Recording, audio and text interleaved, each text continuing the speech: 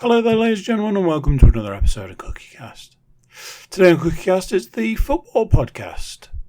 We're all here this week, so plenty of predictions to be had, even if there are a few less games to discuss. We have, however, got all of the games from last week to go through, and any football news, and not to spoil it, but there is actual breaking football news at time of recording. If you're checking us out, well, let's face it, wherever you're checking us out, you can subscribe. It is possible. You have the tools. So if you could, it would be amazing. We can add you to our crew of CookieCast subscribers. So, here we go. This is CookieCast, the football podcast.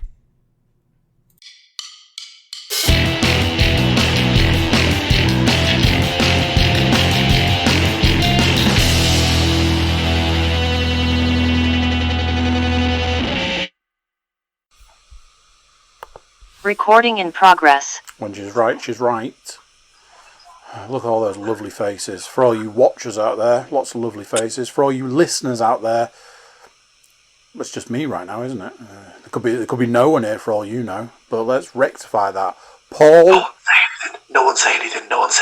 I mean, you've kind of ruined it already. Oh, damn it! Yeah, just ruined that. So. This guy. Ooh, what's this? Someone's on brand. Oh, nice. Sort of. Look at that! Doing a collab, isn't he? I mean, if this isn't the indication that if you're a listener, you need to become a viewer, then... And subscriber. Yeah, that sounds amazing.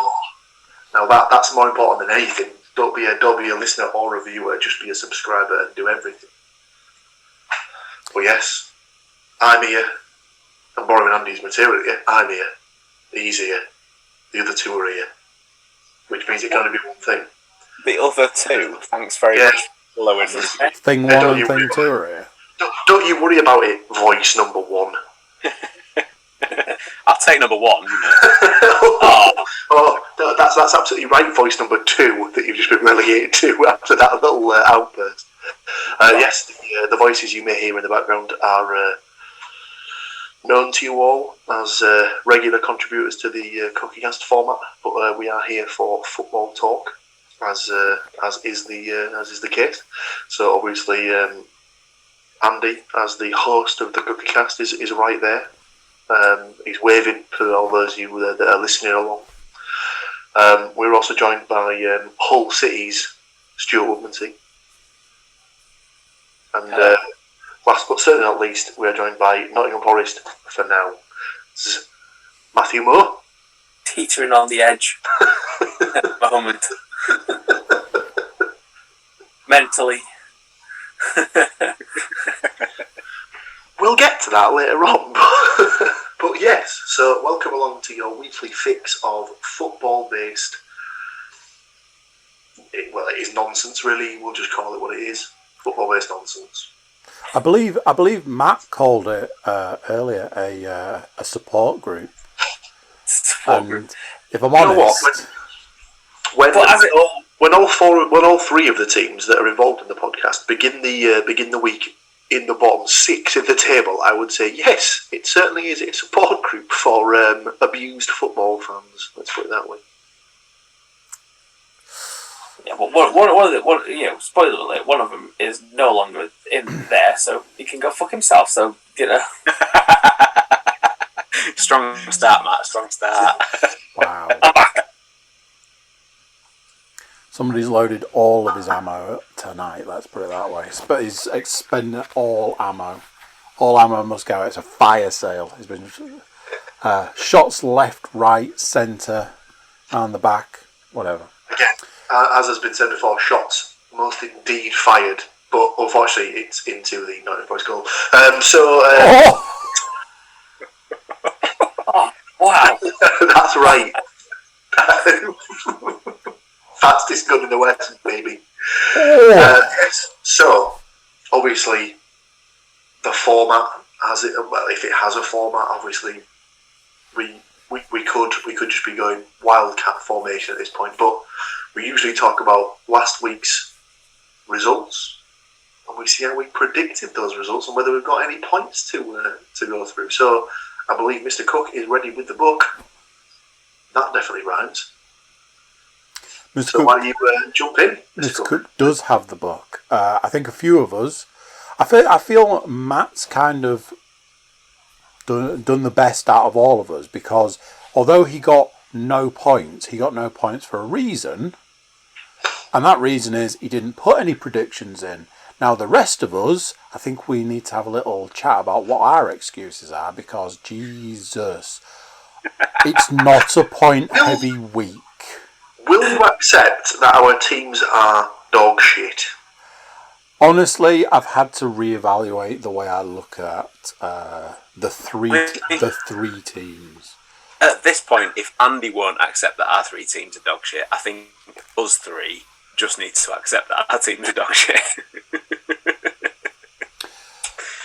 Speaking of dog shit, Coventry City took on Middlesbrough. Christ fucking mighty. Go on, get out of the way. Paul? You can take it from that, because it was a thumping Middlesbrough win. No, there was a thumping. That was just Paul's head against the wall. Donk. If you'd have left it at 2 donks, I'd have gone with, was that the goals that were scored against your team? Not good at all. Let's put it that way. Ugh. Go on, tell me the score. Coventry 2, Middlesbrough 0. Ugh. They were in the room as well. Couldn't even give them a goal. Do you know what? Probably would have been able to accept it if it had finished 1-0 or if it was finished 2-0 and that guy didn't score the second. But the fact that that guy scored the second goal just made it even worse. What's in my corners that? The beef himself. Ugh. So, guess who predicted Coventry to win? Nobody. You are right, Matthew. Nobody predicted Coventry to win. Even that, So, I didn't predict things. I'm predicting things right when I'm back on the pod. So this is why we need you here, Matt, so that you can actually predict things correctly. So, honesty time. What do you think your predictions would have been had you have had the time to give them? Coventry to Middlesbrough. I don't think it would be picking that. It would have been a draw, probably. That was also not the case. So no points. No points. Still no points for you, Matt. I predicted 2-0. You did. Just entirely the wrong way. Just the wrong way around. You don't get to the way the predictions work is you don't just get to hold up a mirror every time you get the result the wrong way around. Damn it! Why not? That would be superb if you could just take that to the bookies and just be like, no, this is what I meant to. No, I meant to write it the other way around and not write down the goal scorers of the other team. I've written my prediction in the same way the Americans like to write their day and month format. So, nobody predicted Coventry to score. So, here's the beauty. That's no points for predictions, and that's right, no points for goal scorers.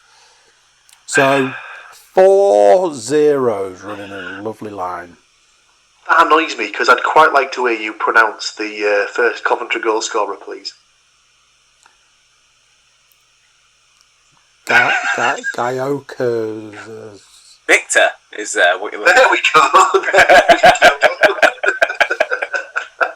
Paul, what was the first goal scorer called? I think his name's Gyökeres or something like that. I think I can see that. Yeah.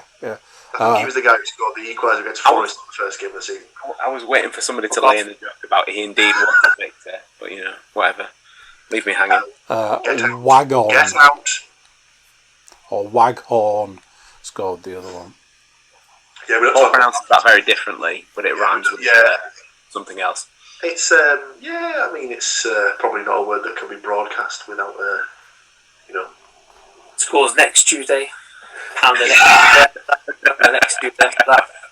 do the Right through that. I That thought thing where they chase the fox and stuff like that. Yeah. I thought he was talking I thought he got the footballs mixed up because I heard him say something about a punt. So Swansea City took on Hull. They did. I say that. Can I just check? Did both teams turn up? Is that why? No, they decided that the better use for 90 minutes would just be to sort of play Scrabble or something in the changing room. Okay. Chestnut. I mean, the guy who scored for Coventry, you got a hell of a Scrabble score for. So you know that. Yeah, you certainly would have done, to be fair. So, But yeah, one of the teams turned up, Andy, but neither of them scored. it's interesting that, Stu, because over the 3 actual predictions that went in the book, follow along with me. One of us had Swansea to win. One of us had Hull to win. And one of us had a draw, but with goals. So, talk about covering all the bases. Unfortunately, as a draw was predicted, and technically, I still feel I need to go back to the rule book on this one, but technically, a draw did happen. Can I just call absolute bullshit on that one? If you'd have predicted the draw, you wouldn't have had any problem giving yourself points here. That's because I am disabled when it comes to predicting football games. I can show you. I'm going to go out on a limb and say at least a season, if not a couple of seasons worth of predictions here. Who's this guy? Jay? I don't know. Anyway, Paul, congratulations on your 1 point. I've proper shot myself in the foot here. Congratulations to City on 1 point. I've proper shot myself in the foot here. Because in the Nottingham Forest Cardiff game,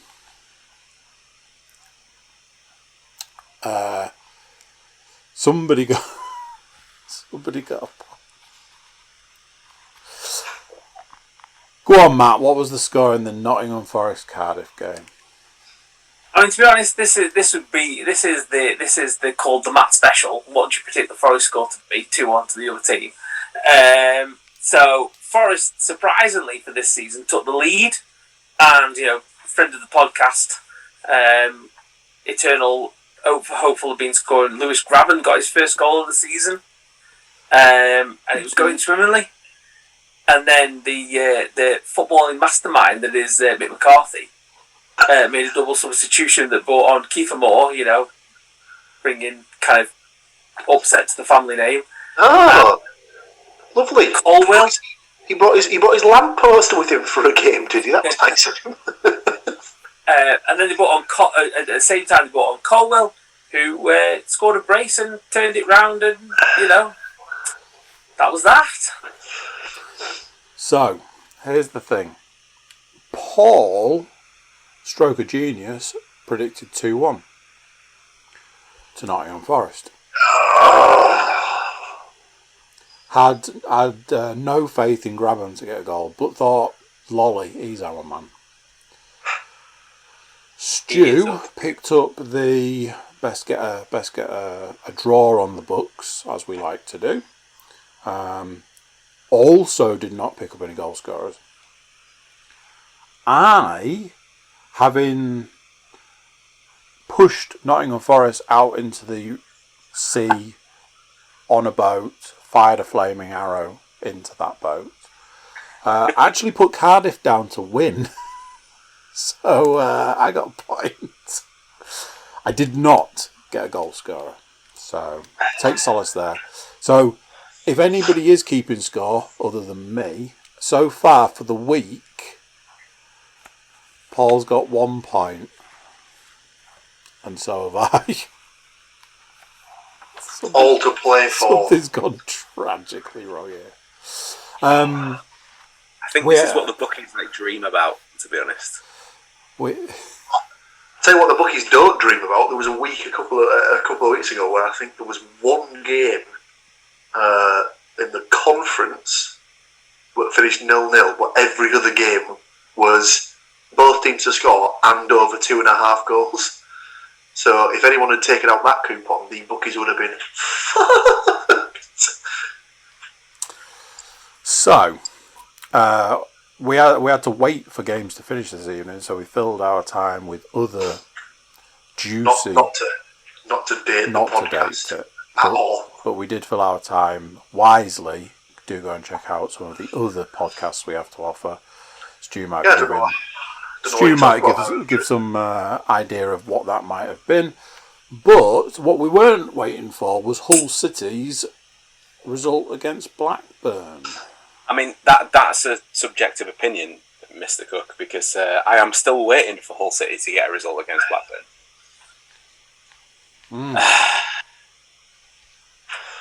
Yep. Unfortunately for Hull, it didn't go particularly well. And Blackburn scored 2 goals and Hull scored absolutely nothing. In the predictions, I'd kind of swayed away from it as it hasn't really particularly happened yet this season. Absolutely should have gone back to the old boys rule, because Daniel Ayala popped up with one, bullet header from a corner, and everybody's favourite Chilean, Ben Brereton Diaz, who I'm pretty sure was probably just called Ben Brereton before he started playing for Chile. He's still only called Ben Brereton. Yeah. That's like, bullshit. Come on, how does that happen? Do you get to play for Chile by deed, Paul? Or like... I'm going to put it out there. I think this is even better than the Matt Ritchie situation. So Matt Ritchie, Scotland international, his first time he ever set foot in Scotland was the first time he played for Scotland. I think, honestly, Ben Brereton could be a person who has represented his national team more times than he's been in their country.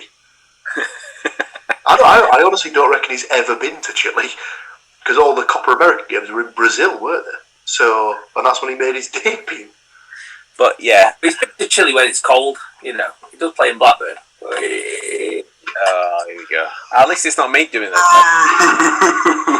But yeah, so Ben Brereton Diaz scored the second. No, not Ben Brereton Diaz. It's just Ben Brereton, for God's sake. It's not. According to BBC Sport, it is not. It's not. It's Ben Diaz. He's just dropped Brereton now. Yeah, Yeah. Diaz. Oh, God. Oh, dear. He's fully invested in that Chilean side. Hang on a wants minute. them. I'm just looking at who got points out of this game. Somebody certainly knows who Diaz is.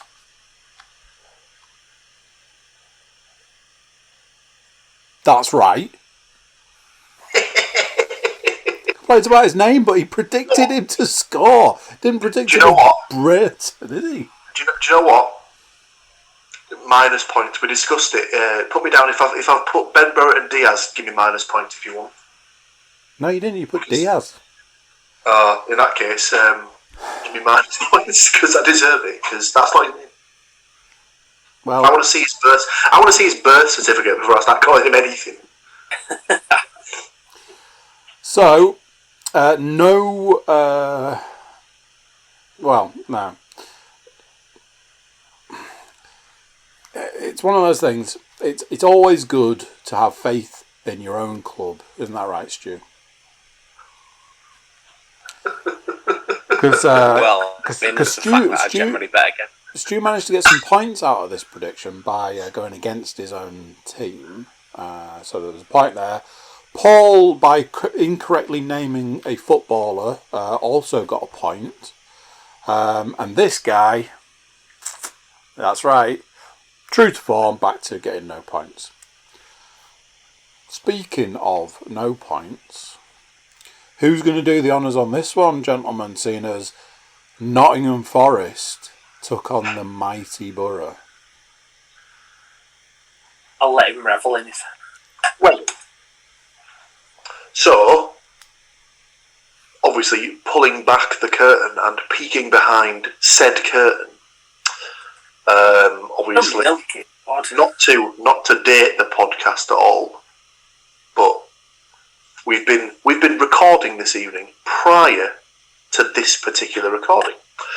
So, tune in to your local podcast feeds for this month's edition of The Pursuit of Hoppiness, soon to be available to all podcast feeds. whilst recording that, obviously the the Forest Middlesbrough game was ongoing. And if you happen to be a viewer of the podcast, watch for about the 30 to 40 minute mark for when my face does this. Because the first Middlesbrough goal was what can only be described as a bit of a screamer. It was scored by Andros Sporar for his first for his new club. And into the second half, there was a second goal in the game. Sadly for Mr. Moore, it was not scored by the boys in red. It was scored by the Borough, and it was an absolutely horrific goalkeeping error. And not by Bryce Samba, which means he'll probably be back in for next game, as Mr. Horvath didn't exactly cover himself in glory on what I believe might have been his debut, unless he's played in the cup games, I suppose. Played in the cup games, yeah, but this is like league debut, yeah. Yeah, I don't think he'll be playing much more, to be honest with you, because he almost got caught out a couple of times earlier in the game when the Borough lads were closing him down on his kicks. Not goal kicks, obviously, but just his kicks out. Yeah, he dawdled on the ball a little bit too long. Onel Hernandez closed him down, blocked the ball, and then just had a tap in from 2 yards. So, not great from a Forest perspective, unfortunately. So the game finished 2-0 to the Borough. Indeed it did. What's interesting here is that this is the heaviest points prediction of the week. Paul, you correctly predicted that Middlesbrough would win. Not quite the right prediction, but it's still worth a point. What you also did was you also correctly predicted one of the goal scorers. Stu, you followed in Paul's prediction by saying that Middlesbrough would win, but again, not quite enough faith in the Borough boys. So luckily for you, it's a point. I was devastated, however, because I wanted Middlesbrough to get that third goal to get my 3-0 prediction, the juicy 2 points. Of my 3 individual goal scorers, I did not correctly get any of them. So, just 1 point for me. What does that do for the week? I hear you ask. Well, like I say, second half of the week, a lot more points on offer. In no particular order apart from a particular order. I ended the back half of the week with 1, Stu with 2, Paul with 3. Adding those totals up, me and Stu ended with 2, and yet again, smashing it home like a Middlesbrough goal, Paul with 4 points.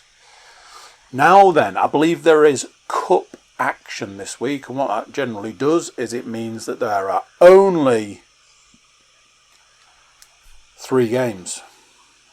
Only 3 games.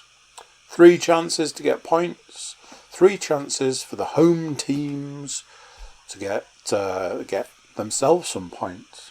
First game of the week, we've got Hull City going up against Sheffield United. See, there's your first mistake, Andy, because you said that the 3 teams will get points. That ain't happening. I can just put it out there right now. As I am well known as being ever hopeful. As we will see by the predictions that I've put on this book. You will all laugh heartily.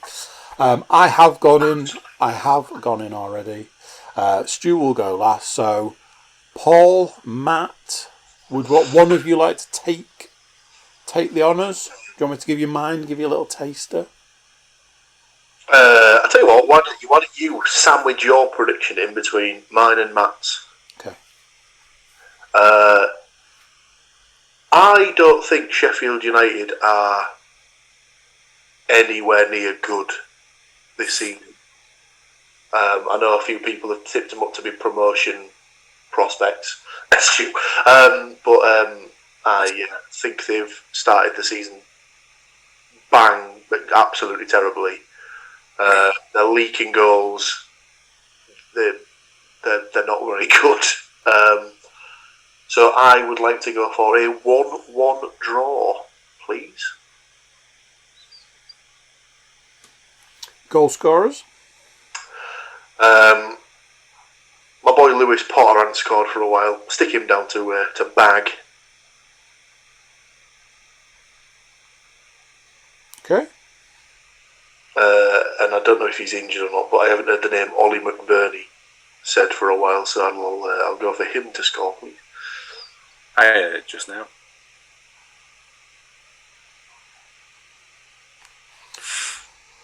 I have a little bit more faith than Paul, although my faith is waning. I've gone 1-0 to Hull. Wilkes to score. Look at that face. It looks like I just shit in his Sunday dinner. Matt?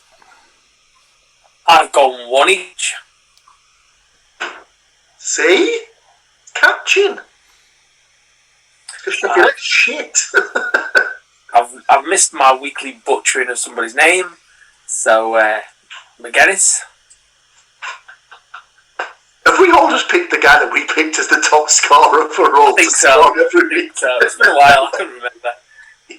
And Billy Sharp, just I was going to go Billy Sharp.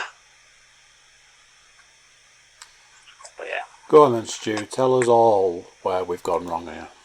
I mean, I'll firstly start with Paul. Paul, are you forgetting the fact that Sheffield United beat Peterborough 6-2? You clearly are. Peterborough! They beat Peterborough! They couldn't even beat Preston. Preston are garbage as well. Yeah. Have you not seen the league table? Have you not seen the recent form? Hull, as much as it pains me to say, are absolute dog shit. And they are absolutely not better than Peterborough at this point in time. So, mark this one down. You boys have all picked Hull for points. I am predicting Hull City 0, Sheffield United 4. You are Right, give me a point now because I got Stu's prediction correct. That's what we need to start doing. We need to start predicting what we think the other guys are going to predict for this week. Like the Inception podcast, like predicting. Yeah. So I've gone for Billy Sharp to net twice. And Dyer, I'm assuming that's correct. I don't even know what that is. And Fleck. Excuse me. John Fleck. So Okay. we have got the benefit, I'll use that term loosely until the results are in, of allegedly George Honeyman and Alfie Jones coming back from injury.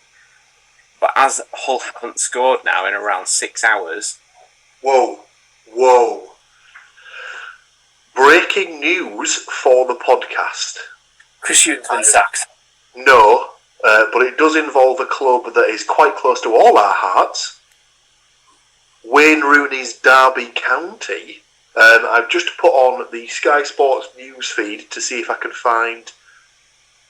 Oh, double breaking news on the podcast. I was going to say, I didn't even know that one before. Damn it, they've taken off the banner. Oh, Christ. But it said, apparently... Oh, Andy has no idea what's going on here. This is all over the place. Apparently, Derby have agreed with the FA a points deduction to be applied to the current season. How many points we'll wait and see, but More than 2, hopefully. let's hope it's at least double figures, because that's exactly what the punishment deserves. You'd like to think it'd be at least 10. It should probably be about 20, given their questionable accounting. Let's put it that way. Let's put it like. I know we're in the middle of predicting, but kind of breaking news. They must have known this was coming, and it's genuinely infuriating. And if I was Rotherham or Wickham, who went down last year, I mean, fuck Sheffield Wednesday. They got what? Please. Yeah, but the problem is they get what compensation from Derby, who've got no money. Exactly. But the statement says Derby close to agreeing a points deduction with the EFL after breaching rules on financial fair play. Sorry to jump in there, Matt. So they submitted their accounts that were obviously the ones they submitted before were absolute dog shit. You know, I could have given it to Seb and Seb would have filled them in better. But then they thought, all right, well, it's all right, we'll get away with it. But they're going to get it. You know, they're somehow going to get away with it because no doubt. And this is exactly the way this season's going to go. Because what we're going to end up with Wayne Rooney at the end of one end of the A52. And we're going to end up with a similar. I can't use the word to describe the shit house that's going to end up at Forest. Because if he ends up at Forest, I'm saying this now, I'm done. Genuinely, I'm done. Would you accept it if he turned up at Forest in a full kit? I know, I want the Brian Robson half and half. Yes, that is exactly how it should be done. Business on the top, casual on the bottom. For those of you that are unaware as to what Matt's referring to, John Terry this week distanced himself from the job whilst Chris Hughton was still obviously in charge. However, now that it's been revealed that that's not the case, who the fuck knows? If John Terry ends up in that job, Matt, I am with you on that one. If John Terry managed my football club, I would be entirely done. It's like if Robbie Savage ends up as your manager, or Joey Barton. Sorry, Bristol Rovers fans, but we'll come to that in any other business. But you know, I think it's an absolute disgrace that Derby have managed to weasel their way out of not getting a points deduction last year, and then they're going to take it this year. And at the rate they're going, if Forest don't improve, then that's one place taken. Peterborough and Blackpool do not look good, so then they're just going to get out of it on the fact that they managed to wait the season. And as well, it's that sort of thing where annoyingly they'll get the sort of the plucky Derby, they're up against the league now and they're up against everything, when everyone should be thinking, no, fuck Derby, let's hope they don't pick up, and let's hope that point deduction does relegate them, because they deserve to be down. Where legally does this leave Chef Wednesday from last season? It wouldn't leave Chef Wednesday anywhere, because even if the point deduction was applied, Wickham would have stayed up. So Sheffield Wednesday have no leg to stand on. I thought it was Sheffield Wednesday. That was why at the start of the season, if you remember, I think we might have covered this in the pre-season podcast. They actually released 2 sets of fixtures for Wickham and Derby, one each for the Championship and for League One. But Sheffield Wednesday were never sort of included in that, and it was all because it would have only been Derby or Wickham. I think Chef Wednesday sticks in the grill because, if I remember right, they did get a point deduction, didn't they? The game of last season, like at the end of last season, wasn't it Chef Wednesday or Derby Chef Wednesday, and whoever won stayed up basically. And then obviously it was a draw, wasn't it, in the end? So it was 2-2. So you could argue that maybe if Wednesday had pulled their finger out and actually won the game, then fair enough, they'd have had a leg to stand on. But again, they were helped out by the fact that Wickham went to the Riverside and just decided to get their collective penises out and just slap them around the Borough Place fence. So. But anyway, back to the current time. Apologies, Andy. We dived in there when you were right in the middle of something. So, but it was just breaking. It was breaking news. It couldn't be more current than that, could it? Unfortunately, as I imagine, the wound is quite sore. We do actually have to talk Nottingham Forest football. Huddersfield Town versus Nottingham Forest. As previously mentioned, I have burnt all ties with Nottingham Forest in every sense of the word. So, but they don't have the new manager. Exactly. So you've now got a clean slate, because obviously whoever Houghton's assistant is will probably take over as the caretaker. Or have they said he was been put in temporary charge, Matt? I've not said anything. the tweet was from like an insider, not like unconfirmed source and things like that. Right. Okay. If it's anyone, I presume they'll clear house. Yeah. And it'll probably be Gary Brazil, who's the youth. He's the head of the development stuff. Yeah.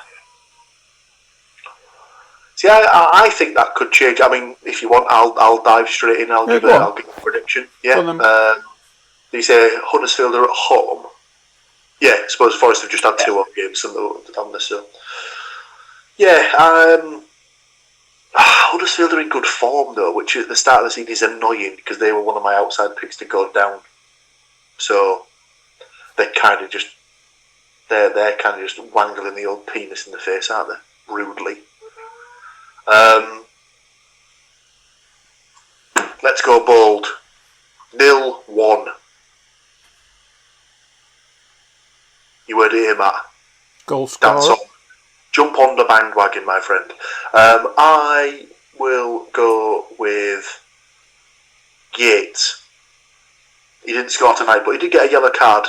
And what a yellow card it was! He basically just decided that Marcus Tavernier was on the edge of the box, and he thought, "Nah, you don't want to go anywhere. Just get to the deck." He brought him down with what can only be described as a cynical foul. So he is, as always, a shit. As we all know, so close to a goal. So I've got Huddersfield Town down to win 1-0. Rhodes to score. Stu. Stick me down for the same scoreline, but I've gone for Karoma to score. Okay, just leaves you, Matt. What's your team doing this week? I've gone optimistic as always. 3-1 to Huddersfield. Good man. You see, this is exactly what we were talking about before. Matt's predicted his team to lose 3-1. I've predicted my team to lose 4-0. Welcome to the support group, ladies and gentlemen. Whoa, hang on. We haven't even got to the Borough game yet. You're loving life at the heady heights of the top half of the table. Oh God, I'm riding on the crest of a wave after tonight's performance, which, to all intents and purposes, was fucking shit. But at least they were 11th. You can shut your mouth. You're outside now. You can go and sit outside and wait on the chair. Outside. We're one of the worst 2 of the top 12. Ooh, happy days. We're bottom with 1 point. But you probably won't be bottom when that points deduction goes through. So there's always that. At least you can still laugh at Derby. Not bottom on a technicality, is even though it's Derby, it just doesn't make it any better. As Homer Simpson said, the greatest 2 words in the English language: default.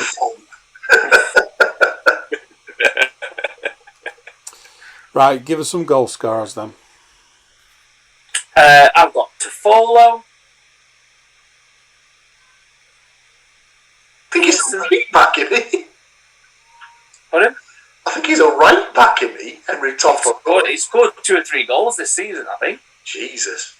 And Hogg for Huddersfield.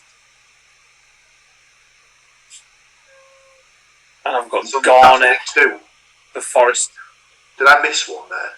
Toffolo, Pearson and Hogg for Huddersfield. And Garner for Forest. The dog's joining in. Oh. You can hear him. Just found out the result as well, Matt. He don't care about Forest. He's definitely a Borough dog, that dog. Speaking of the Borough, they're going up against Blackpool this week. Christ almighty. Paul, you get to go last. Stu or Matt, do you want to take a shot at this? Well, based on their performance this evening, I've got them down to absolutely thump Blackpool 1-0. I knew he was doing it. I knew he was going with that. And cocky twat. He's gonna come off the bench and score. Seeing as we predicted him early season, Ikpeazu is due now, surely. So he was on the bench tonight. I say he didn't start tonight. He did come off the bench and looked again absolutely massive. I just can't get over how big that guy is. He's just absolutely solid. Well, they'll knock on the door and then the barn door will score. So let's go for Ikpeazu. Borough to win 1-0. I like what you're going with there, Stu. I've gone a similar vein because I've got the same goal scorer, but I've got them down for 2. Tavernier to score the other one. Matt. I've gone 2-1 for the Borough. And, getting the Lewis Graben top scorer of the season award. I've got Ikpeazu as well for one of the goal scorers. I've got Crooks for the other one. And I've got Yates for Blackpool. Go on then, Paul. So you're all massively optimistic on this. Blackpool is definitely a bogey side for Borough. Always have been. Like, it always used to piss me off. Something rotten. Like whenever they were in the same division, we could never beat Blackpool. Could never beat them. And then the last time they were in the division was that was the first time we ever actually beat them. That was the season the season before they got promoted.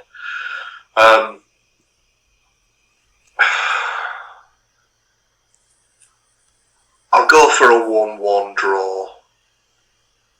You'd like to think they'd be able to kick on now and sort of cement tonight's win with another good performance on Saturday, but I just can't see it. They're not playing well. They basically got the win tonight because the first goal it just came out of nowhere. It was a bit of he's just pinged it and it's just gone straight over the Forest keeper. Great finish, but I don't think he was ever in control of the effort. I think it's just sort of come off for him. But I will go for him to score again. So Spara to get the Borough goal. The Blackpool goal. I mean, Yates is probably the sensible pick, but don't want to go with that. Let's go with Shane Lavery. Oh, God. They've got James Husband. He used to play for Borough. Should have gone for him. He definitely won't play. Yes, I'll stick with my original pick. Okay, like I said earlier, there are just the 3 games this week due to some cup goings on. I feel we've had a chunk of news, but let's discuss football news. What's been going on in the football world in the last week? On the back of the Forest news, I had down that an article. You know, like when there's that thing when Facebook blatantly listens to you. Don't know what you're talking about. It reminded me last night that there was an article that appeared that it said that this was Forest's worst start in 108 years, and pressure was building on Chris Hughton. Obviously now, thanks to the breaking news earlier on, we know that Chris Hughton has now been sacked. But up until tonight, each game had only been lost by 1 goal.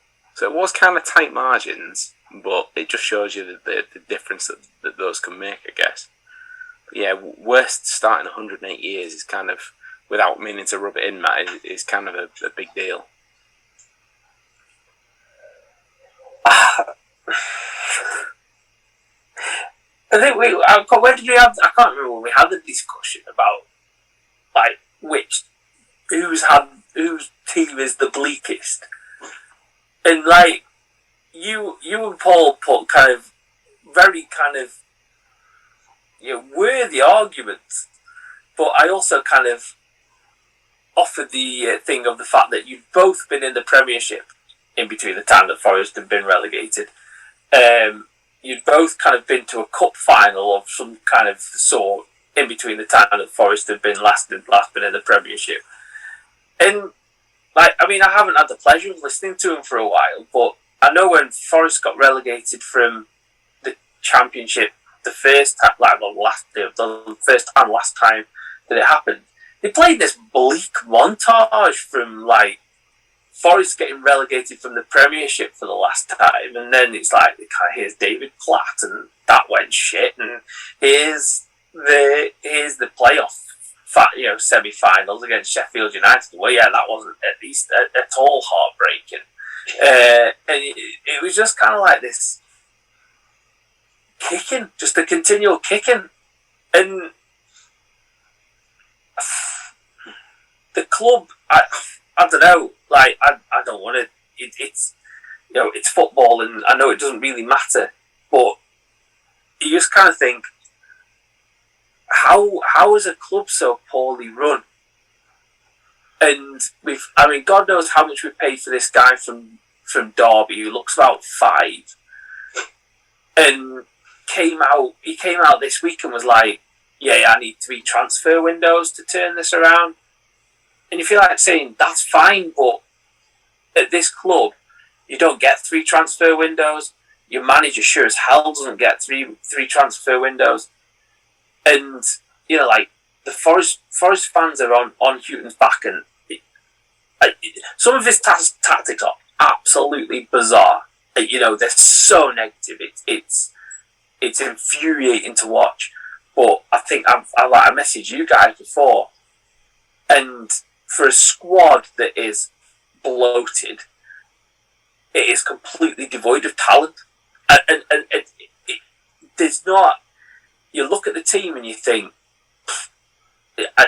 I watched them, and there's a massive gap between attackers and midfield, and the ball just gets lost.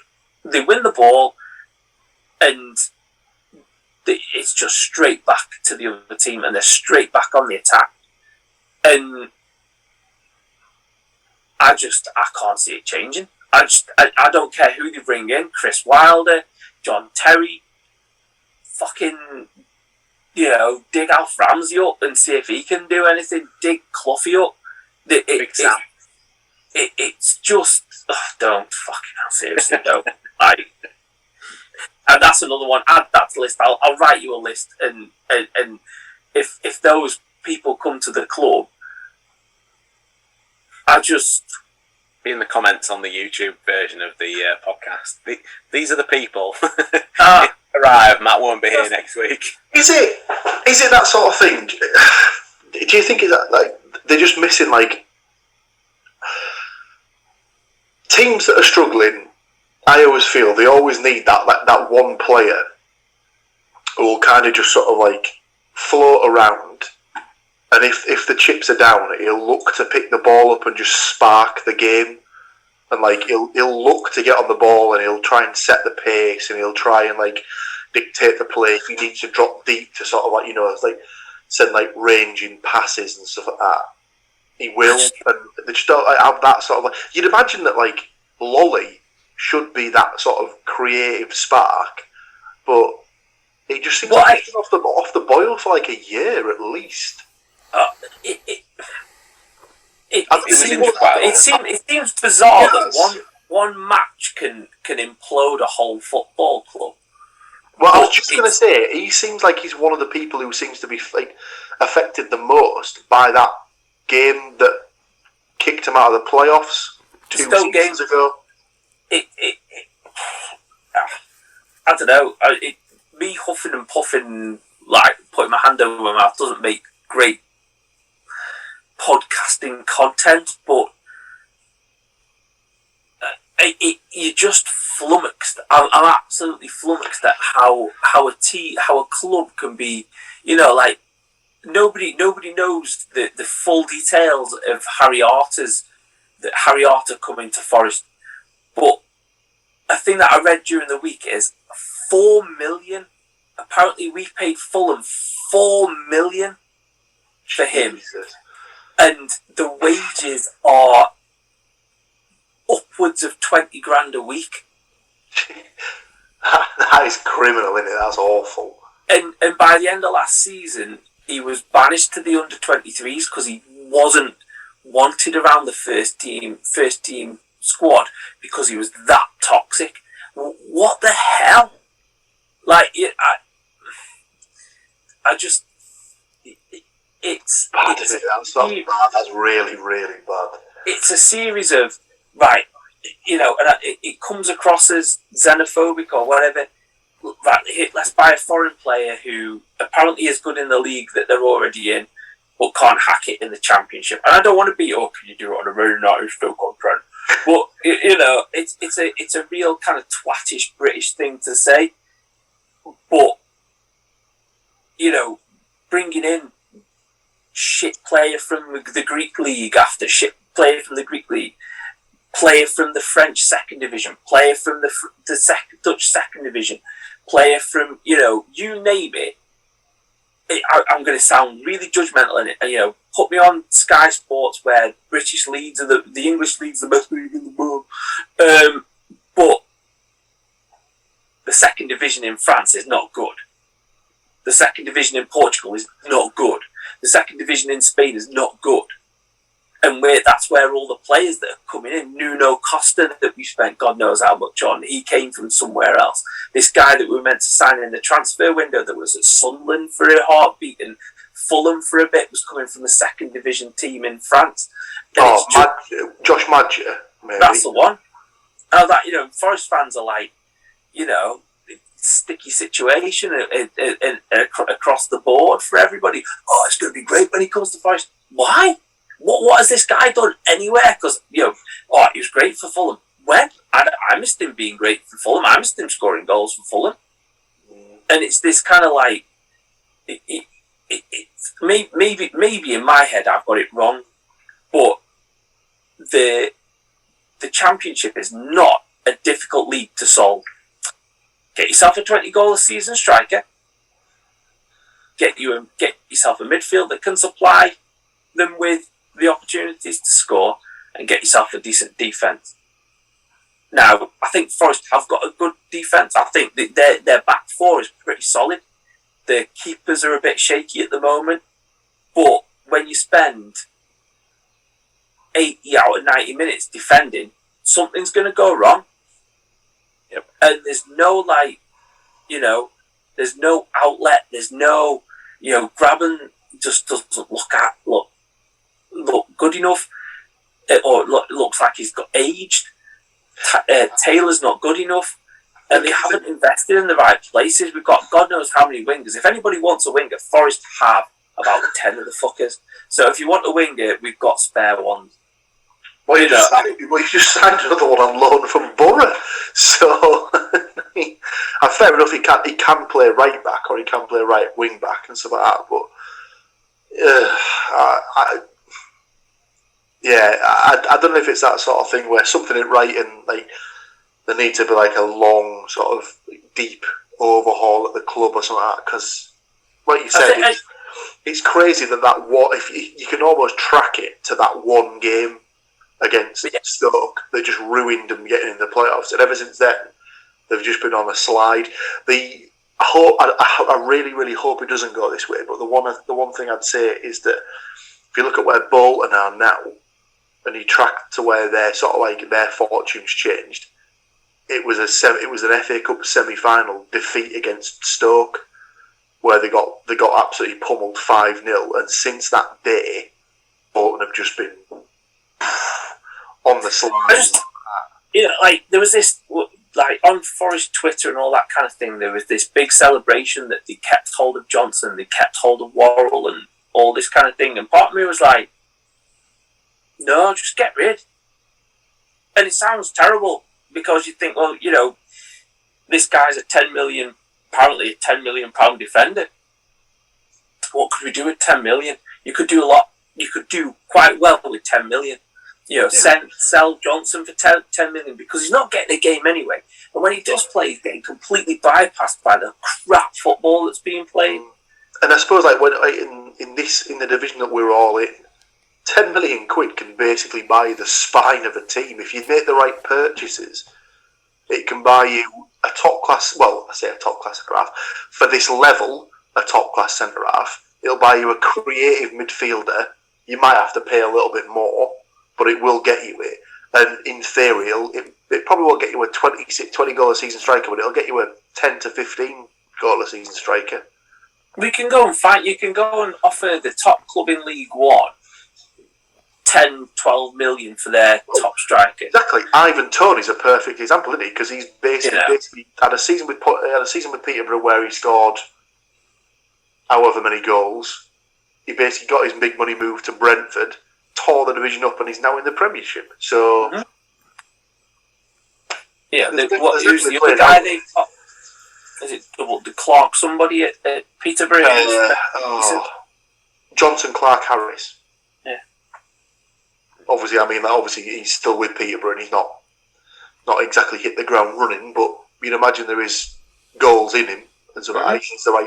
He just needs the right service, he needs the right team to play around him and stuff like that. But, yeah. Tricky situation, I think. But you'd imagine that, like, if it is true and if Houghton is gone, they've got as sort of as stupid as it says to say, they shouldn't panic and just get someone in as soon as they can. If anything, they should probably wait, take their time, assess the people that apply for the job, do their due diligence on those applicants, actually interview them properly, see if they've got a vision that they could take forward for the club. Then appoint them, not just make a snap, quick decision. The problem is that with Houghton and Lamucci before they did that shithousey kind of thing of, oh look, we've sacked the manager. Oh, we've managed to appoint the manager half an hour after we sacked the last manager, and you're like, all right, so you've done your due diligence, but you've also just kind of had someone in the pipeline already, and obviously the rumours swirling around with Chris Wilder. I don't know. He did a good job with Sheffield United, but he seems like a one-trick pony that everybody's switched on to his trick. John Terry's just a Frank Lampardy, Wayne Rooney appointment where you think, is he any good? I don't think so, and I hate the guy. I'm joking about. I know it seems like I'm joking about it, but genuinely, if that man is the football manager of Forest until he goes, and hopefully it's quick sooner rather than later, I'm not even going to look for the results. It'll just be, right, I'm done. Don't bother, because and he could get them promoted. I can't stand the guy, and the fact that he'll take over, he's going to be part of the coaching staff is just, and maybe I'm not putting a football club on a pedestal, because I know that on the whole, people who run football clubs are shithouses as well.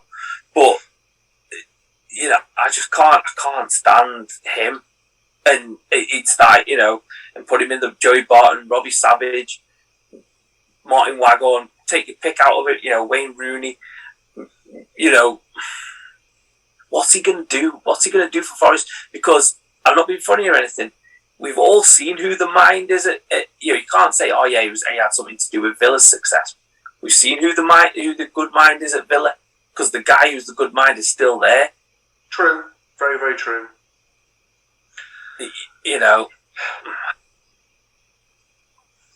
What I suppose you just have to sort of take it in, what will be the guys that are in charge of the club hopefully know what they're doing. And it's been mismanagement since Fawaz arrived, and it's sacking managers every 5 minutes, and then kind of presenting these knight in shining armours, and then they're crap, so we get rid of them, and bringing people in. And I'm going to sit here and defend Stuart Pearce, because he's the first kind of player that he's held, but he wasn't given time to do what he wanted to do at Forest. They got rid of him too quick. Yeah, he wasn't there for long, was he? To be fair, he barely made it. Well, I think I said to you guys he won't make it past February, and he didn't. But he wanted to build a youth culture, and he wanted to bring players through the Forest system and play it like that, and that wasn't glamorous enough, it wasn't sexy enough, it wasn't successful enough quickly enough. That's the problem, and I think that's where club legends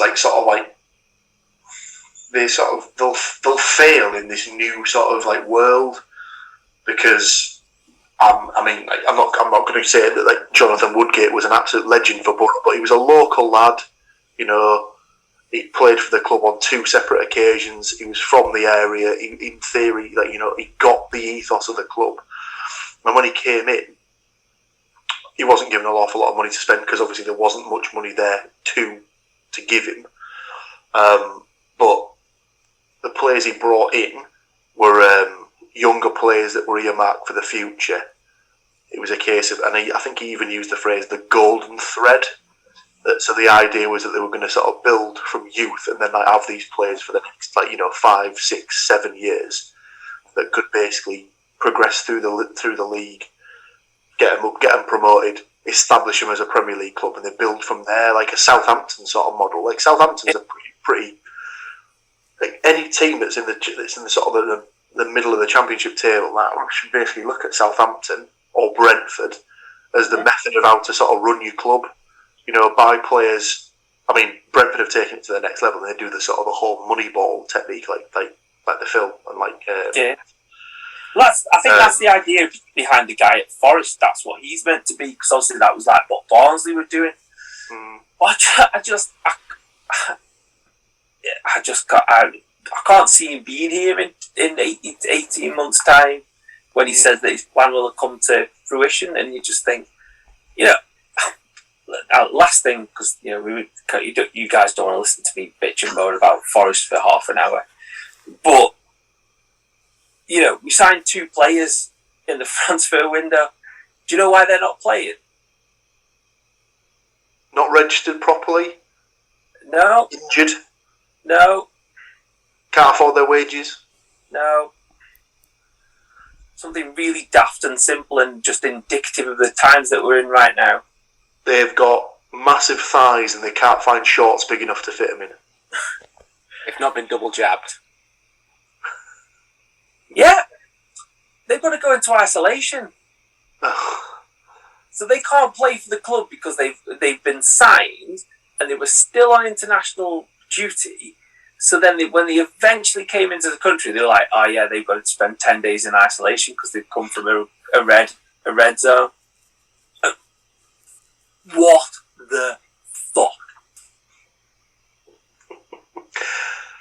I think that's as good a place as any to sort of finish the podcast as such. Seeing red. We'll call that podcast. Lovely. So, gentlemen, this brings us to the point in time where I say to you, have you got any other business? Yes, but I will keep it brief as I'm pretty sure everyone's tired and wants to go to bed at this point. But I was very fortunate to take in my first live football of the new season. I was at Victoria Park for Hartlepool's latest home win last Saturday. They were playing against Joey Barton's Bristol Rovers, which meant that everyone was a Hartlepool United fan for the day, because obviously, for want of a better phrase, fuck Joey Barton. Because, you know, he is a disgraceful human being. And the point at which I kind of just sort of threw... Obviously, I wanted Pools to win anyway. The point that I really wanted Pools to win was when, at some point in the second half, they unfurled a "In Joey We Trust" banner from behind the goal. And it was like, right, you can all get to fuck. And it was about that time, actually, I noticed that Pools actually scored the winner. Sadly, not in that end, because that would have made it even better. But poor game, really, really poor game. Really low quality, so many misplaced passes. You know when you go and watch lower league football and it's just hoof it, hope that the striker holds it up and then knocks it into a guy and stuff like that. You know when you play that with a 5'7" striker? Yeah, it's not going to work, lads. So that didn't really work for the first half for Pools, but they got it in the end, and was an ex-Newcastle Academy lad who got the winner, Jamie Sterry. I wouldn't be surprised if he gets a move in either the January transfer window or the end of the season, because he is definitely better than that level. I think he has actually played in the Premier League for Newcastle in the past. strangely though, when he got released from Newcastle, he actually ended up at, I think it was either Blythe or someone else in that sort of area, which I thought was quite strange because if you watch him play, he's a hell of a player. He plays as a right back or a right wing back, and he's not rapid by any terms, but he is up and down. He's got a proper engine on him. He's up and down the pitch all the time, and he's definitely not that I'm saying that he's better than Pools, but he's definitely better than that level. If he can get there, Pools, happy days. Yeah, because obviously they seem to get released at like 23 now, don't they? Which is a little bit older. Yeah, and unfortunately they seem to like miss a lot of kind of things. So you find a lot of them are at either Blythe or Gateshead. Yeah. I think, is it Madison? Was it Madison who was at Gateshead? Who's now? Well, he was at Hull for a bit, wasn't he, Marcus Madison? But he's from the northeast, and I think he must have come through Newcastle's academy and then just bounced around from teams and that. But he ended up at Peterborough, didn't he? And that's where Hull got him from. But we're not rushing to take him back, if that's what you're asking. But it was just good to be back in a stadium ground. Pools is probably more of a ground than a stadium, let's put it that way. Ground, traditional. Exactly. But more than 5,000 there, really good atmosphere, and they got the win. So happy day. Fingers crossed I'll be able to get to a Borough game sooner rather than later. I imagine you boys will probably have a similar sort of theory of, well, maybe not Stu. And No. 2nd of October. Versus Borough. So I'm keeping an eye on the website. The tickets haven't been released yet, but when they are released, I will be in touch. There you go, live football in the Jesus. Right, gentlemen, if there's nothing else from the collective, I'll let you all get away to your beddy buys, and I'll go and get this sorted so the people can enjoy it in what will surely be a matter of hours. Thank you very much for joining me, taking these lovely people through the world of football for another week, and until next week, I'll say bye to you guys. 50 quid's in the post for the therapy, thanks. Wonderful. If it's that Monopoly money again, I'm sending the boys round. Bye. So there you go. What do you think of that? Exciting football podcast. Lots going on. Lots to discuss. As previously mentioned, wherever you are checking us out, whether it's video, audio, smoke signal, do subscribe because it's a big help to us and lets us know how well we're doing, how we're getting on, and all that stuff is very important. Thank you for listening, and if you've got 2 minutes, you can always jump over to thecookiecast.com. It's a little website, but it does have links, social media and email, so you can get in touch with us. Let us know what you got going on. That's it for this one. Until next time, I'm going to say bye, and I'll see you then.